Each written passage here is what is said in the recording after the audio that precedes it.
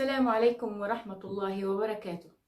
الرسول محمد صلى الله عليه وسلم دائما كان يرشد أمته إلى الطريق الصحيح ويخشى عليهم من الهلاك والضياع.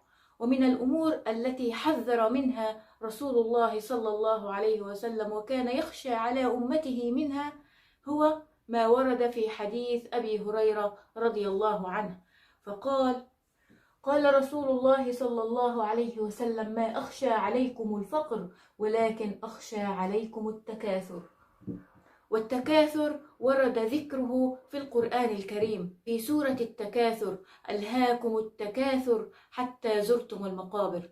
والتكاثر هو الاستكثار والانشغال بطلب أمور الدنيا مثل المناصب والأموال والأولاد وكل أمور الدنيا، مما يجعل الشخص هذا أكبر همه وينشغل بها عن أمور الآخرة وذكر الله.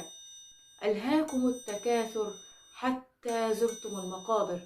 ينشغل الإنسان بأمور الدنيا، بدي أسافر وبدي أبني وبدي أشتغل وبدي أعمل كذا وأروح لأعمل كذا، وبينسى أمور الآخرة، بينسى أمور الطاعات وذكر الله حتى يزور المقبرة فيتذكر تقصيره. وهذا الأمر اللي كان خايف علينا منه صلى الله عليه وسلم، إن ننسى ذكر الله وننشغل بأمور الدنيا. ومن لطائف هذه السورة أنها تقول: حتى زرتم المقابر، يعني وجودك في المقبرة زيارة، مرحلة وبعديها إما خلود في الجنة وإما خلود في النار والعياذ بالله. سورة التكاثر 8 آيات فقط من قصار السور، ولكنها تعدل بقراءتها أجر 1000 آية.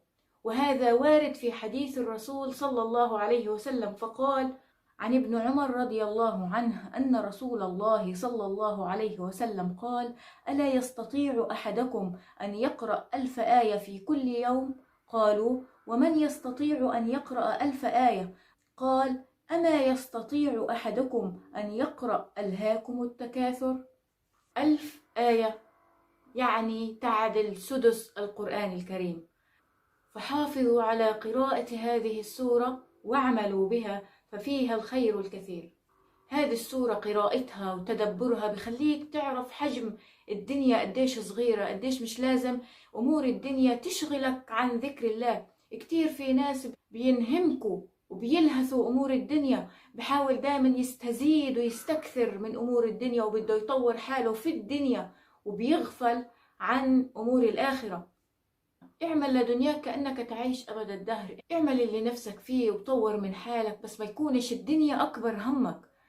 واعمل لآخرتك كأنك تموت غدا، تنساش إنه في آخرة وفي حساب، وآخرتك بتكون بأي لحظة. أي لحظة ممكن تموت فيها وتشعر بتقصيرك. الموت مش بعيد عن أي إنسان، الموت بصيب كبير وصغير، مريض وصحيح. فاوعى تكون من الأشخاص اللي بتذكروا تقصيرهم بس لحظة الموت.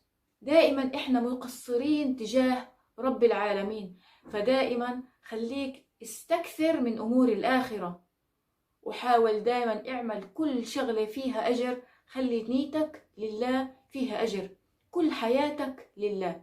حتى أمور الدنيا ممكن تكون في نيتك لله. حتى لو كنت بدك توصل لمنصب معين في الدنيا، تكون نيتك خدمة المسلمين، وهذا فيه له أجر كمان عند رب العالمين. فهيك بتكون كل حياتك لله وكل أعمالك مرتبطة برضاء الله. فحافظوا على هذه السورة قراءة وتدبرا وعملا. دمتم في أمان الله، والسلام عليكم ورحمة الله.